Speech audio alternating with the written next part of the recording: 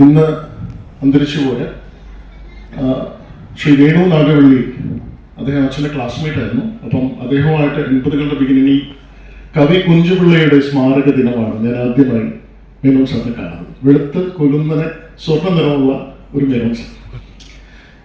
അന്ന് ഏത് പ്രശ്നം, ഗുരുതരമായ പ്രശ്നം വന്നാലും അതിനെ കാര്യം നിസ്സാരമെന്ന് പറയാനും മണിച്ചപ്പ് തുറന്ന് നമ്മളിലേക്ക് ചിരിയോ ചിരി പടർത്താനും എൻ്റെ അമ്മോ നിന്റെ തുളസി അവരുടെ ചക്കി എന്ന് ഏത് വീട്ടമ്മയ്ക്കും തോന്നാവുന്ന തരത്തിൽ സ്ത്രീ സദസ്സിനെ ചേർത്ത് നിർത്തുമായിരുന്നു.